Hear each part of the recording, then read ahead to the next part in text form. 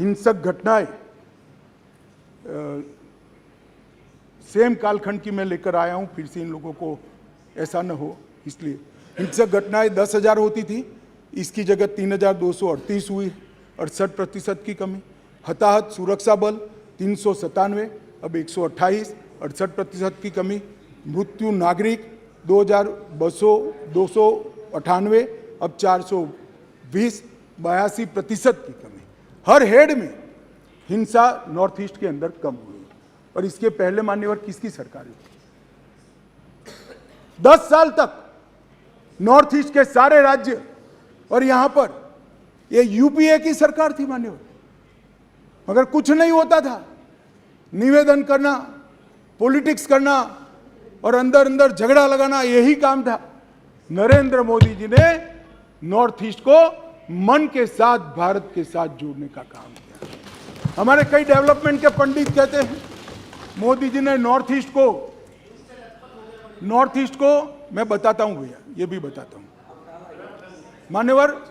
कई विकास के पंडित कहते हैं नॉर्थ ईस्ट में एयरपोर्ट पहुंच गया, दूरी कम हो गई।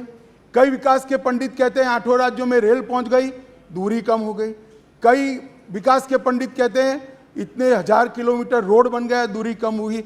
अरे भाई, दूरी रोड, रेलवे और विमान से कम नहीं होती है, दूरी दिल से कम होती है। मोदी जी ने दिल से दूरी कम करने का काम किया है और नॉर्थ ईस्ट को मेन स्ट्रीम में लाने का काम किया है। आज मैं कहता हूं, ऐसे भी प्रधानमंत्री है, मोदी जी को 9 साल हुए हैं, 15 साल और 18 साल प्रधानमंत्री रहे हुए लोग हैं इस देश में जिन पर इनको नाज है और हम पर अविश्वास है, मगर ये को कभी 50 बार नहीं गए। मोदी जी 9 साल में 50 से ज्यादा बार नॉर्थ ईस्ट के अंदर। ये बताता है कि नॉर्थ ईस्ट इस देश का हिस्सा है, इसका कसब हमारे मन में है। उत्तर प्रदेश से बड़ा भूभाग किस तरह से छोड़ दिया था, आगजनी, टेररिस्ट, नस्ली हिंसाएं, और आप हमारा हिसाब मांगते हो। बोलो मणिपुर में बताता हूं, मैं फिर बोलूंगा मणिपुर।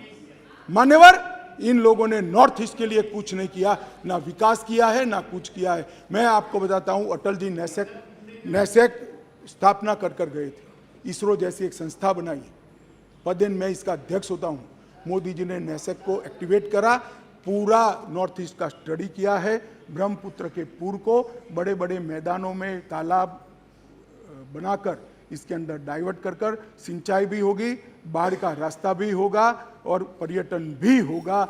ये बाढ़ मुक्त नॉर्थ ईस्ट आने वाले वर्षों में, और हम बनाकर रहेंगे नॉर्थ ईस्ट को बाढ़ मुक्त, क्योंकि आपका अविश्वास प्रस्ताव गिरने वाला है। जनता हमें चुनने वाली है, क्योंकि भले आपको विश्वास हो मगर जनता को तो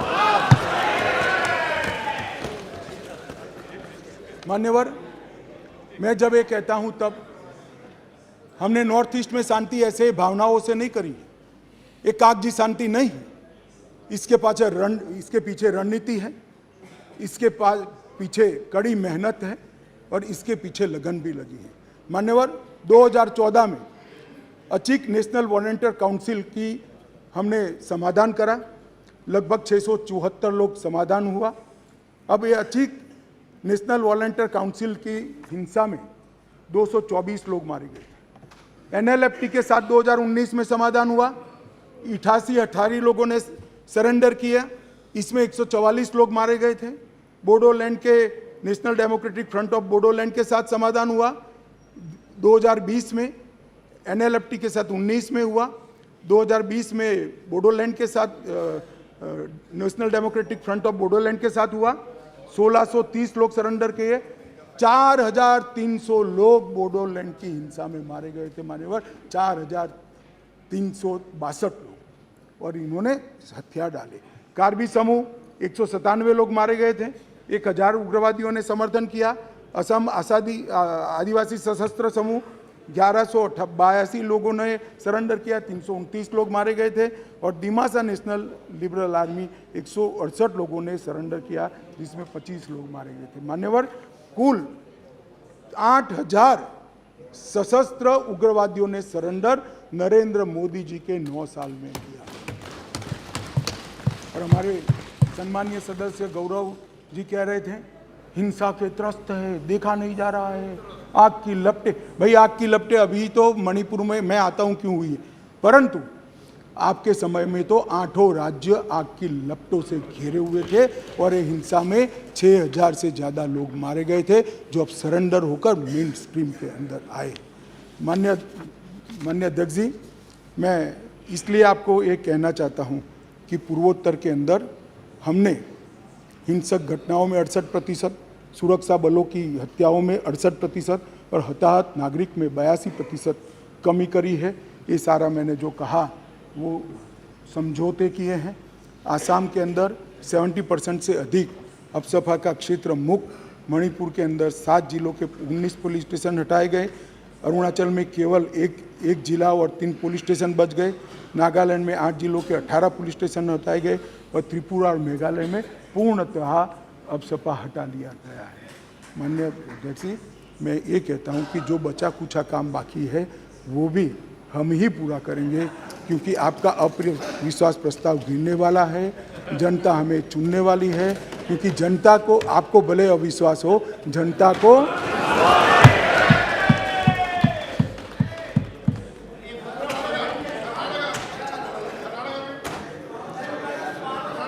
मान्यवर, अब मैं मणिपुर की बात करना चाहता हूं।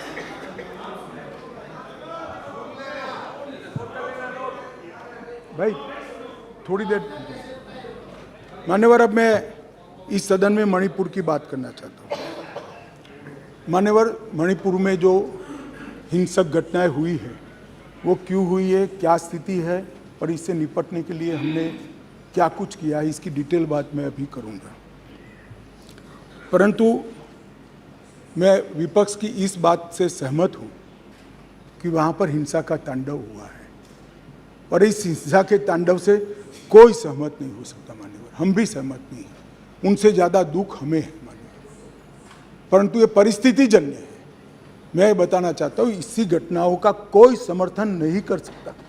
समाज के नाते हमें शर्म आए, इस प्रकार की घटनाएं वहाँ हुई है, इससे कोई इनकार नहीं। परंतु ये जो घटना हुई है वो शर्मनाक है।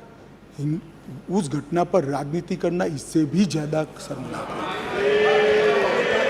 मान्यवर,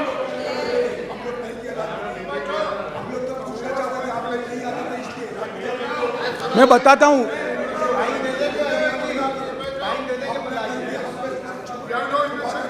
ओके प्लीज। ये गलती आपकी है। अरे यार, आपके टाइम में बोलना पड़ेगा, मेरे टाइम में सारे इल्जाम। प्लीज गलती आपकी है, हम तो सवाल पूछने वाला है और आप हमारे ऊपर दोबारा इल्जाम थोपने की कोशिश कर रहे हैं। सियासत तो आप कर रहे हैं, हम कहाँ सियासत किए। प्रधानमंत्री गए नहीं, प्रधानमंत्री जी की उपस्थिति।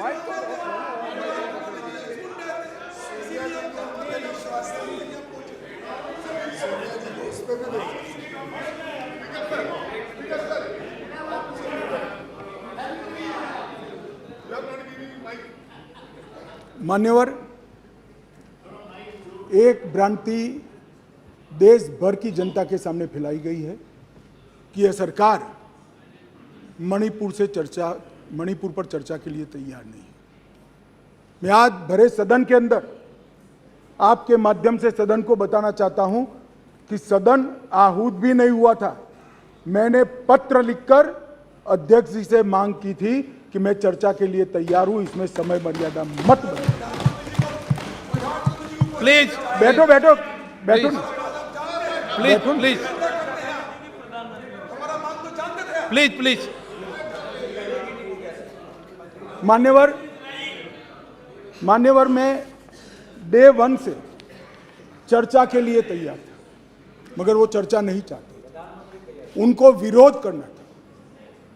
और मैं कहना चाहता हूं, मेरी चर्चा से संतुष्ट न होते तो फिर कहते प्रधानमंत्री करें, प्रधानमंत्री विचार भी करते, मगर आप सदन में चर्चा ही न होने दो। मणिपुर जैसे महत्वपूर्ण मुद्दे पर गृह मंत्री को अपना पक्ष न रखने दे। किस प्रकार की डेमोक्रेटिक व्यवस्था चाहते हैं माननीय? और क्या आप सोचते हो कि शोर शराबा कर आप मुझे चुप कर दोगे? आप चुप नहीं कर सकते हो, 130 करोड़ की जनता ने हमें चुनकर यहां भेजा है, हमें सुनना पड़ेगा। आप चुप नहीं कर सकते हो। मान्यवर, मैं आज बताना चाहता हूं और बड़ी संवेदना के साथ आपके माध्यम से इस देश के 130 करोड़ लोगों के सामने मणिपुर की हालिया हिंसा क्यों हुई है और क्या चल रहा है और सरकार ने क्या उपाय किए, ये भी बताना चाहता हूं। मान्यवर, मैं पास्ट में मणिपुर में क्या हुआ ये भी बताऊंगा। अब मैं जब बताऊंगा तब ये कहेंगे कि पुरानी बातों को हमें सुनाने के लिए कह रहे हो। ना जी, मैं संवेदनशील आदमी हूं मान्यवर, मैं पुरानी बातों को राजनीतिक हिसाब किताब के लिए नहीं सुना रहा। इसलिए नहीं सुना रहा कि आपके समय में भी हुआ था, हमारे समय में भी हुआ, होता है का अप्रोच हमारा नहीं है, ये यूपीए का अप्रोच है। हमारा अप्रोच होता है का नहीं है, हम टॉलरेट नहीं कर सकते। मैं पुरानी हिंसाओं को इसलिए बताना चाहता हूं कि मणिपुर की नस्लीय हिंसाओं के स्वभाव को जनता ने जानना पड़ेगा। नस्लीय हिंसा मणिपुर में जब जब होती है तब किस प्रकार से होती है वो भी जानना पड़ेगा। इसलिए मैं पुरानी हिंसाओं को भी रखूंगा। आपके मन में ये भ्रांति न हो, ये सवाल ना आए कि पुराना क्यों बता रहे। मान्यवर, 6 साल से करीब 6.5 साल से मणिपुर में भारतीय जनता पार्टी की सरकार है। मणिपुर में भारतीय जनता पार्टी सरकार बनी तब से 3 मई तक एक भी दिन कर्फ्यू नहीं डालना पड़ा। मैं मेरी बात आग्रह के साथ कहना चाहता हूँ। मणिपुर में भारतीय जनता पार्टी की सरकार के 6 साल पूरे हो गए। 6 साल में मणिपुर में एक भी दिन कर्फ्यू नहीं डालना पड़ा। मणिपुर के अंदर एक भी दिन बंद नहीं रहा। मणिपुर के अंदर एक भी दिन ब्लॉकेड नहीं हुआ और उग्रवादी हिंसा लगभग समाप्त हो गई। ये 6 साल का भारतीय जनता पार्टी के शासन का इतिहास था। 2021 में हमारे देश की पड़ोस में म्यांमार में सत्ता परिवर्तन हुआ और म्यांमार में वहाँ पर मिलिट्री का शासन आया, डेमोक्रेटिक सरकार गिर गई और वहाँ पर एक कुकी डेमोक्रेटिक फ्रंट है, इसने लोकतंत्र के लिए आंदोलन चालू करा। जब कुकी डेमोक्रेटिक फ्रंट ने लोकतंत्र के लिए आंदोलन चालू करा, वहाँ की मिलिट्री शासन ने इन पर कड़ाई करना शुरू की, दबिश बनाना शुरू की और चूंकि म्यांमार की बॉर्डर फ्री बॉर्डर है मान्यवर, वहाँ फेंसिंग नहीं है और आज से नहीं, आज़ाद हुए तब से नहीं है, फेंसिंग नहीं है। तो बहुत बड़ी मात्रा में मिजोरम और मणिपुर के अंदर कुकी भाइयों का वहाँ शरणार्थी नाते यहाँ आना शुरू हुआ। मैं इसलिए कहना चाहता हूँ मान्यवर क्योंकि उनका झगड़ा मणिपुर की मिलिट्री से था और दबिश शुरू हुई इसलिए आया। अरे म्यांमार की मिलिट्री से था और दबिश शुरू हुई इसलिए वो यहाँ पर आए। मान्यवर, हजारों की संख्या में कुकीज़ आदिवासी भाई यहाँ आना शुरू हो गए और परिवार बसने लगे। कहाँ बसेंगे? तो जंगल में बसने लगे और एक प्रकार से मणिपुर के बाकी हिस्सों में एक असुरक्षा की भावना हुई कि हमारी जनसांख्यिकी बदल जाएगी। हमने उसको देखा। उसी वक्त मान्यवर हमने गृह मंत्रालय में 2022 में निर्णय किया कि अब ये बॉर्डर को खुला नहीं कर सकते, बॉर्डर बनानी पड़ेगी, फेंसिंग करनी पड़ेगी।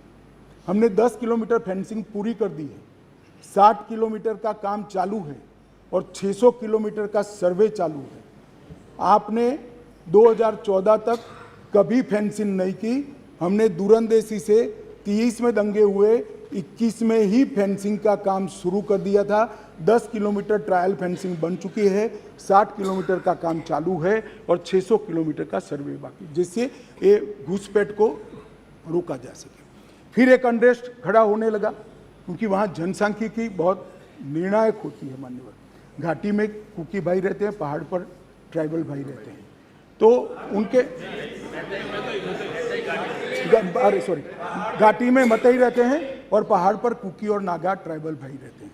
तो एक जनसांख्यिकी के बदलाव का बड़ा दबाव रहता है कि हमारी संख्या, हम अल्पमत में आ जाएंगे। तो इसके लिए हमने लगभग जनवरी महीने से हमने वहाँ पर जितने भी शरणार्थी आए थे उनको एक परिचय पत्रक देने की शुरुआत की। उनका थंब इम्प्रेशन लिया, आई इम्प्रेशन लिया और थंब इम्प्रेशन और आई इम्प्रेशन को वोटर लिस्ट और आधार कार्ड के नेगेटिव लिस्ट में डालने का काम किया। ऐसा नहीं है मान्यवर कि यहाँ गृह मंत्रालय के कंट्रोल रूम में कोई आंख मूंद कर हुआ। 2023 में दंगा हुआ, 21 में हमने फेंसिंग चालू करी, 22 में हमने फेंसिंग चालू करी और 23 की शुरुआत में हमने थंब इम्प्रेशन और आई इम्प्रेशन लेने की शुरुआत की और उसको भारत के वोटर लिस्ट और आधार के नेगेटिव लिस्ट में डालने की।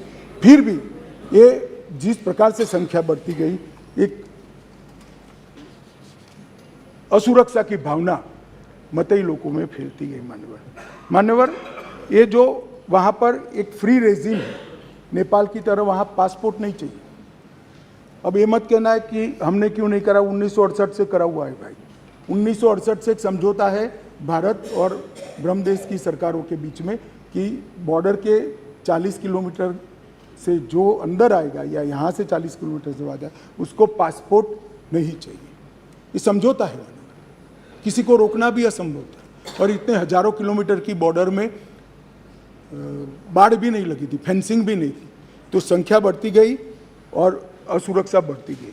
इतने में एक अफवाह फैल गई 29 तारीख अप्रैल को कि 58 ये वसाहतें जो थी शरणार्थियों की, उसको गांव घोषित कर दिया गया। अब गांव घोषित करने की अफवाह से ही घाटी में बहुत बड़ा अनरेस्ट शुरू हुआ मान्यवर, और वो अनरेस्ट को भी हमने माइक वाली जीपे चलाई, बताया गया कि भाई कोई गांव घोषित नहीं हुआ है। मगर अफवाहें जब फैलती है तब फैलती है अविश्वास का वातावरण, और घोषित जंगल गांव घोषित किया, जंगल गांव घोषित कर जो वसाहतें थी उसको, तो उनको लगा है परमानेंट अब यही बस जाएंगे, तो एक अनरेस्ट खड़ा हुआ। उसके बाद में आग में तेल डालने का काम हाईकोर्ट मणिपुर के अप्रैल महीने में आए हुए एक फैसले ने कहा, जिसने सालों से पड़ी हुई एक लंबित पिटीशन को अचानक चलाया। अचानक चलाकर ना भारत सरकार के ट्राइबल आयोग को शपथ पत्र लिया, ना भारत सरकार के ट्राइबल डिपार्टमेंट का लिया, ना भारत सरकार के गृह मंत्रालय का लिया, ना मणिपुर सरकार का लिया, और अचानक ही कह दिया कि 29 अप्रैल के पहले इस मतई जाति को ट्राइबल घोषित कर दी गई। इससे पहाड़ पर बहुत बड़ा अनरेस्ट हुआ, ट्राइबलों में बड़ा अनरेस्ट हुआ कि अब मतई ट्राइबल बन जाएंगे तो हमारी नौकरी हो गई। स्पर्धा का भाव होता है और स्वाभाविक है, एक कोई कानूनी प्रक्रिया के बगैर एक ऑर्डर कर दिया गया, जिसके कारण ऊपर भी, नीचे ऑलरेडी अनरेस्ट चालू था, ऊपर भी अनरेस्ट हुआ, और 3 तारीख को एक रोली के अंदर एक क्लैश हो गया माने, और क्लैश होने के बाद दंगे चालू हुए जो अब तक अशांत परिस्थिति को बनाए हुए हैं। अब इस परिस्थिति को आप वो क्यों नहीं गया, ये क्यों नहीं गया, इस तरह से आप तुलना मत करिए। ये परिस्थिति जन्य दंगे हैं मान्यवर। मैं आगे भी कहना चाहता हूँ, इसके साथ एक बहुत बड़ी बात दूसरी भी हुई है कि वहाँ मिलिट्री का शासन आने के बाद थोड़ी ढिलास आ गई है, और नारकोटिक्स का भी बहुत बड़ी तस्करी म्यांमार की ओर से मणिपुर की ओर हुई है। इसके व्यापार से भी बहुत बड़ा अनरेस्ट हुआ है।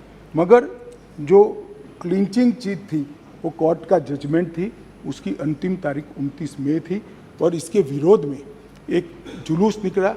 जुलूस में दोनों ग्रुपों के बीच में भिड़ंत हुई, और देखते देखते घाटी में और पहाड़ पर दोनों जगह एक दूसरे पर हमले करना, हिंसा करना शुरू हो गया। मान्यवर, अब 2 सवाल हैं कि हिंसा शुरू करने के बाद क्या किया, मैं उस पर बाद में जाता हूँ।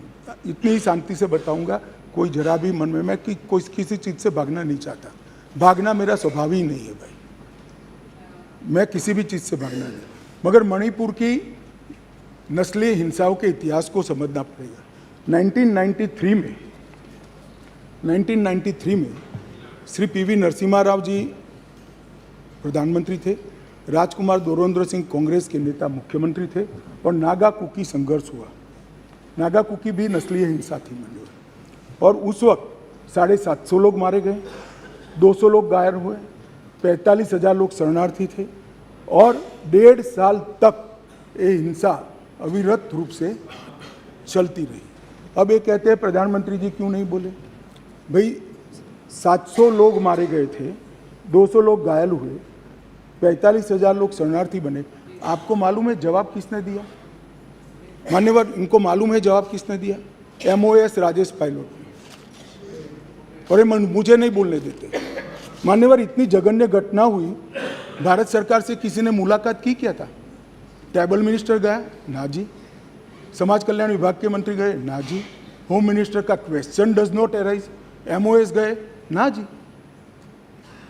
और ये पूछते हैं हमें कि प्रधानमंत्री क्यों नहीं गए? अरे भाई, आप जरा देखिए कि नस्लीय हिंसाओं का इतिहास, मैं पूरा बताता हूँ इतिहास, सब मुझे जल्दबाजी नहीं है, बड़ा महत्वपूर्ण मुद्दा है, मुझे पूरा बताना है इतिहास। संसद के अंदर विपक्ष बोलते बोलते थक गया, गृह मंत्री जवाब देने के लिए खड़े नहीं हुए, एमओएस ने जवाब दिया मान्यवर, और ये लोग प्रधानमंत्री जवाब दे वो मांग से पूरा पार्लियामेंट होल्ड करे हुए।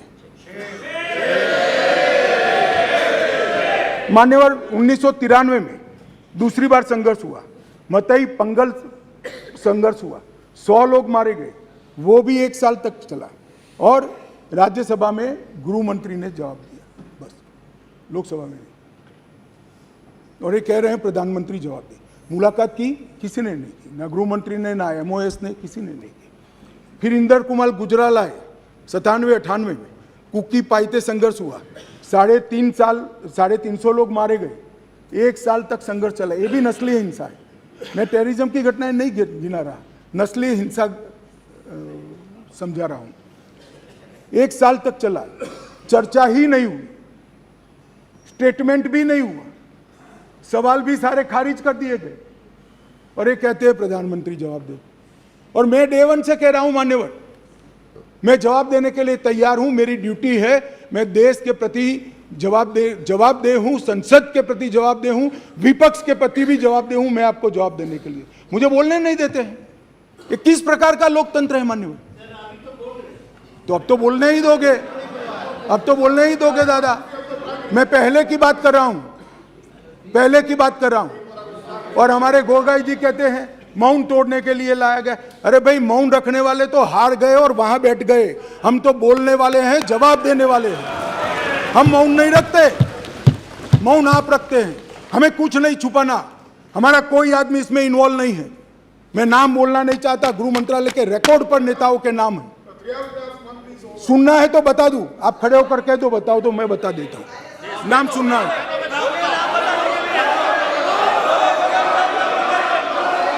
मान्यवर, बाद में 2004 में मनमोहन सिंह जी थे, इबोबी सिंह जी थे, लगभग 1700 लोगों के एनकाउंटर हुए, 1700 लोग एक तरफा वर्दी से। ऐसा वहां मानते, मैं नहीं मानता, मैं तो व्यवस्था में विश्वास रखने वाला हूं, वहां लोग मानते वर्दी से की हुई नस्ली हिंसा थी। 1700 सुप्रीम कोर्ट ने संज्ञान लिया, ढेर सारी एसआईटियां बनी, मगर किसने जवाब दिया? कोई नहीं, एक चर्चा नहीं, ना एमओएस, ना मिनिस्टर। अब मुझे बताइए भाई, चिदम्बरम साहब थे और वहां राज्यसभा में मेरा हिसाब मांगते थे, मुझे बोलने नहीं देते। मैं आपके माध्यम से देश की जनता को कहना चाहता हूं, ये परिस्थिति जन्य नस्लीय हिंसा है, इसको राजनीति का मुद्दा नहीं बनाना चाहिए। और मान्यवर, 3, 4, 5 मैं पूरे देश को बताना चाहता हूं, इस देश के प्रधानमंत्री ने रात को 4 बजे भी मुझे फोन किया है और दूसरे दिन 6:30 बजे मुझे फोन से उठाया भी इस देश के प्रधानमंत्री ने। और ये कह रहे हैं मोदी जी ध्यान नहीं रखते।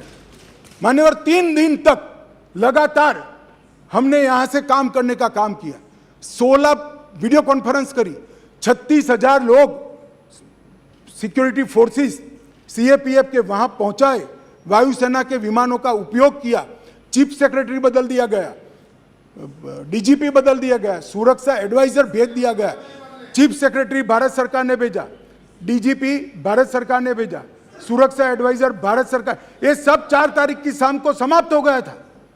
3 को हिंसा हुई, 4 तारीख को समाप्त हो गया था। और ये कहते हैं 356 क्यों ना लगाया? 356 तब लगती है जब हिंसा के समय राज्य सरकार कोऑपरेट न करे। हमने डीजीपी बदल दिया, उन्होंने भारत सरकार के डीजीपी को स्वीकार कर लिया, हमने चीफ सेक्रेटरी बदल दिया, उन्होंने भारत सरकार के चीफ सेक्रेटरी भेजे हुए चीफ सेक्रेटरी को। मैं यही कह रहा हूं, समझ ना हो तो नहीं आएगी भी।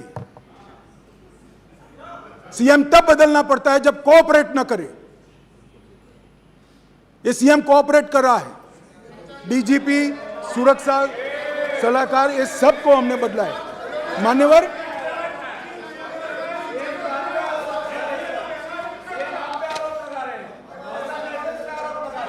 जरूर भाई बैठ जाओ यार। कृपया आप इतनी चिंता करो कि मैं आसाम पर न जाऊं। मान्यवर, यूपीए के शासन में वहां नाकाबंदी की जाती थी, ब्लॉकेड लगाए जाते थे। एक साल में 139 दिन से 30 दिन तक का ब्लॉकेड रहा, 5 साल तक ब्लॉकेड लगे और उस वक्त पेट्रोल के दाम 1200 रुपये तक पहुंचे थे। हमने 28 दिन में पूरा काम पूरा कर रेलवे को वहां पहुंचा है और अबाधित रूप से आज सप्लाई वहां पर चालू है और दामों को बढ़ने लगे, अबाधित रूप से। और इतनी कठिन परिस्थिति थी कि कुकी एरिया में मतई ड्राइवर नहीं जा सकते थे, मतई एरिया में कुकी ड्राइवर नहीं जा सकते। हम आसाम से ट्रक भी लाए, ड्राइवर भी लाए, सेना को भी लगाए और जाकर दामों को हमने कंट्रोल करने का काम किया है। मान्यवर,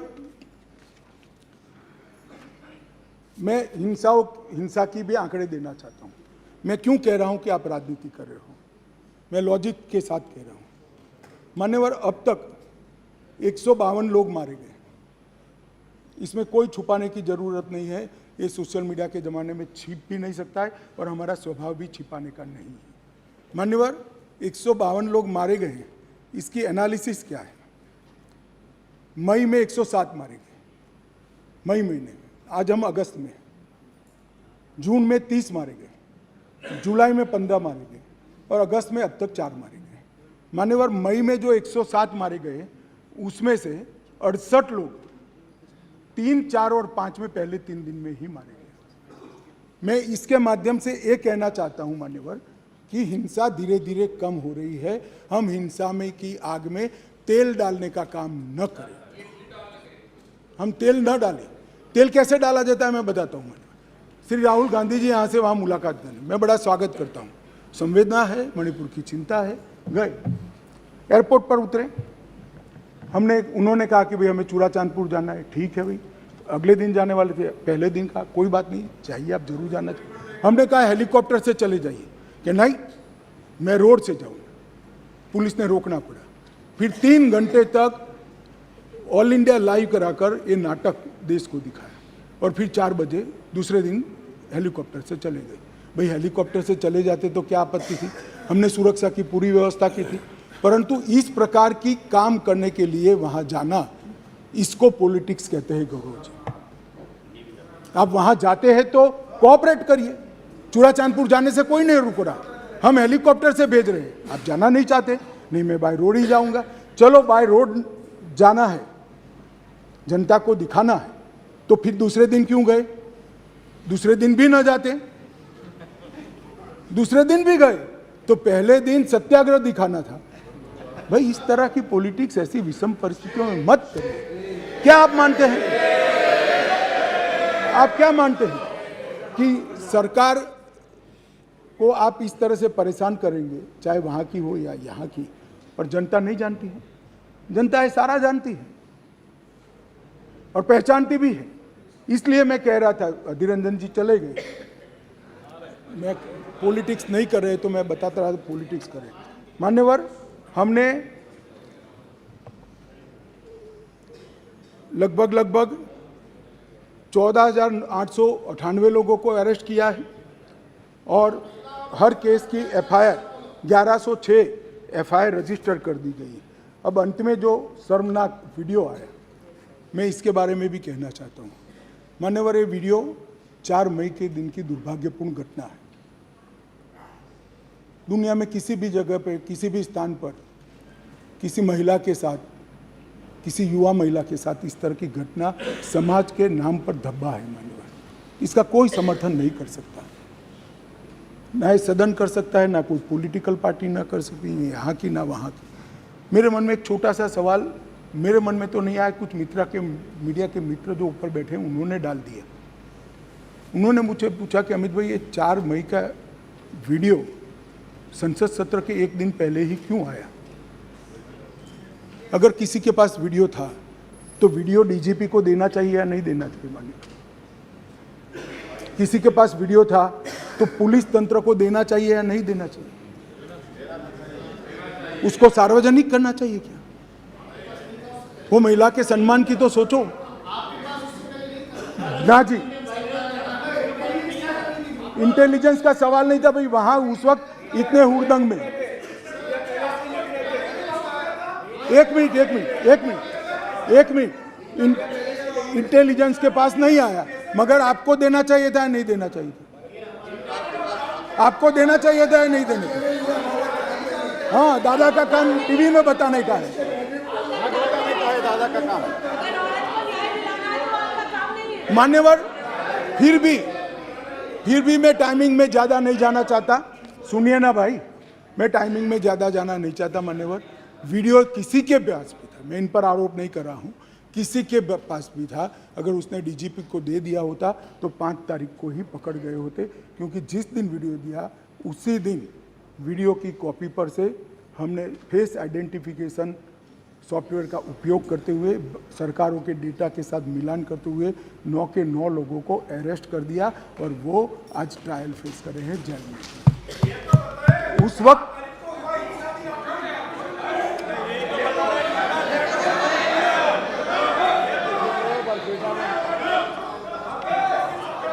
मान्यवर मैं शांति के लिए किए गए प्रयासों को भी सदन के सदस्यों को बताना चाहता हूं।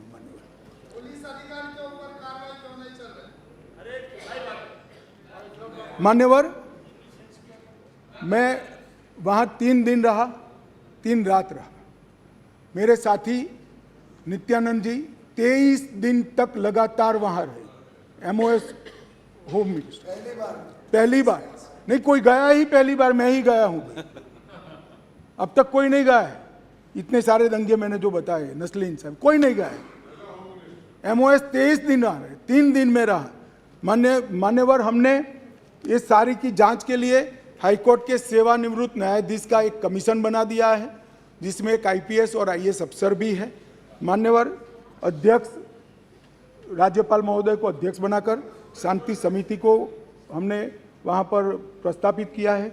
36,000 से अधिक सुरक्षा कर्मी, जहां मतई समूह रहता है, जो कुकी रहता है, बीच में बफर जोन बनाकर खड़े हैं। आज भी गुस्सा शांत नहीं हुआ है, परंतु हिंसा इसलिए कम हुई कि बीच में 36,000 पैरामिलिट्री फोर्सेस दिन रात तैनात है, इसलिए हिंसा कम हुई है।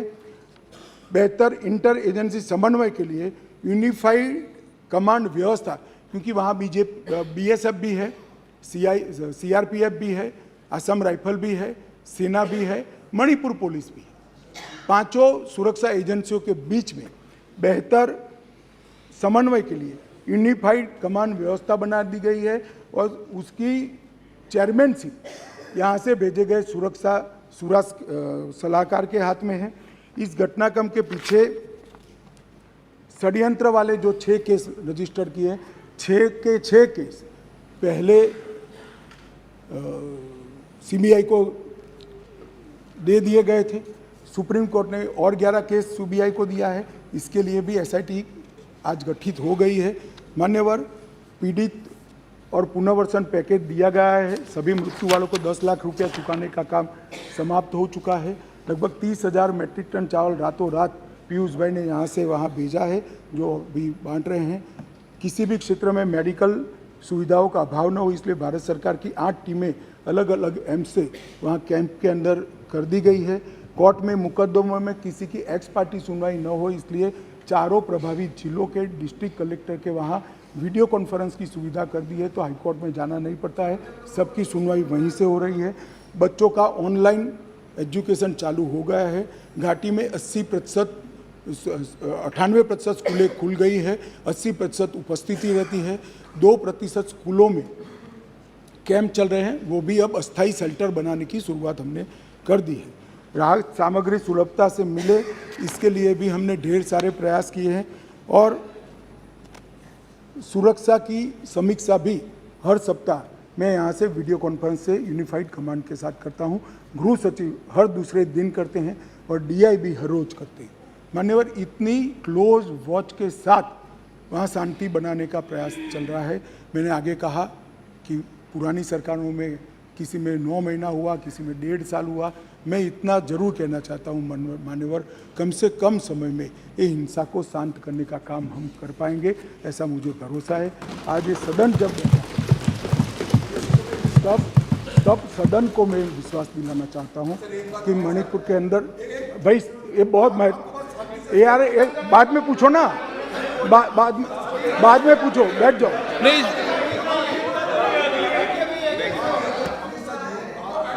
मान्यवर,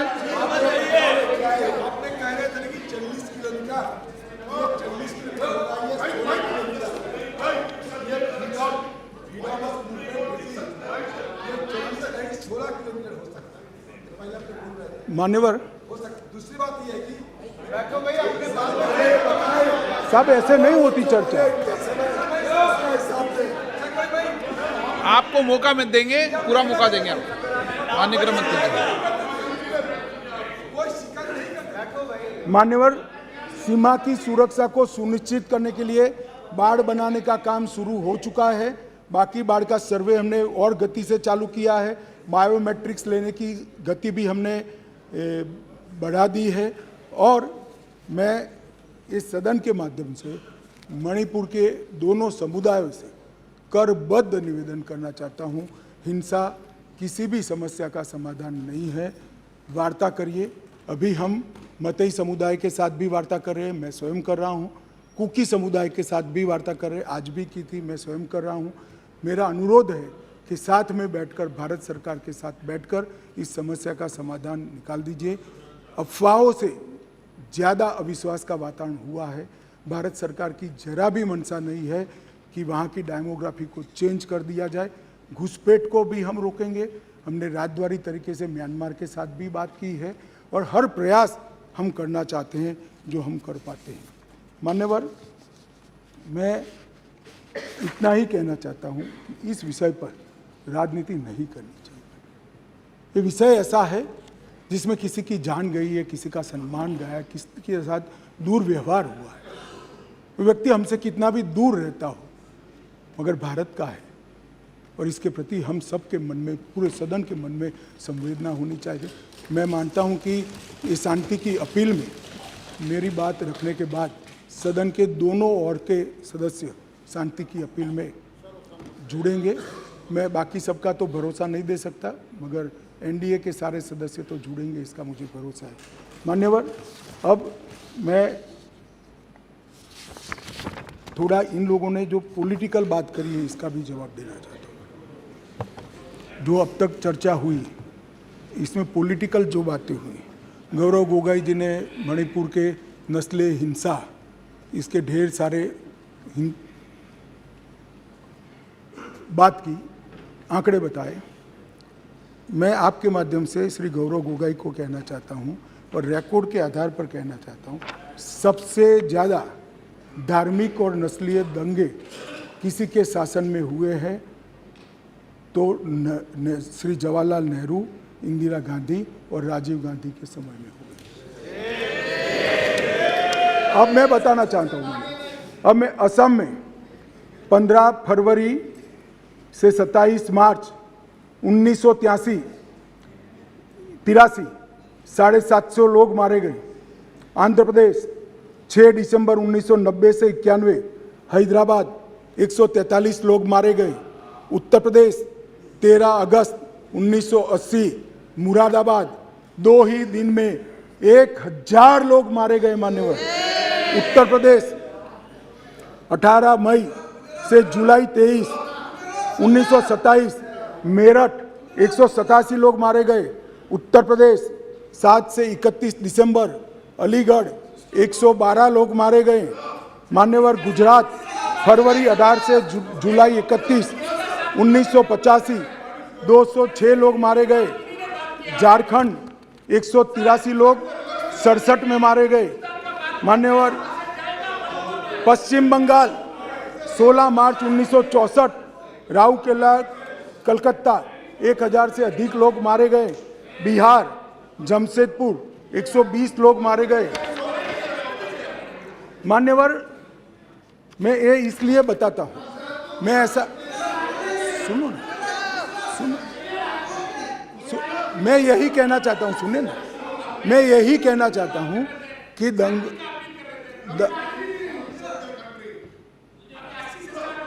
तो शांति के अपील में सहयोग धमकी से मानोगे? ऐसा करोगे कि मैं पढ़ूंगा तो शांति में सहयोग नहीं दोगे, ऐसा कहना चाहते हैं? शांति की अपील और इसका क्या लेन देन? मैं तो राजनीतिक जवाब दे रहा हूं आपका। मान्यवर, मैं इतना ही कहना चाहता हूं कि दंगे हर बार हुए, मगर दंगों को हमने कभी पार्टी के साथ नहीं जोड़ा। हमने कभी दंगों का जवाब देते हुए किसी गृह मंत्री को नहीं रोका है। हमने कभी सदन को बैन में नहीं लिया है। हमने कभी 15-15 दिन तक सदन की कार्यवाही को समाप्त नहीं किया है। हमने करा है तो विपक्ष में रहते हुए भी शांति की अपील का समर्थन किया है, शांति का समर्थन। अगर अभी तक आपने हमारा चैनल सब्सक्राइब नहीं किया तो अभी सब्सक्राइब करें और बेल आइकॉन को क्लिक करके हमारी लेटेस्ट खबरों से रहे अपडेट।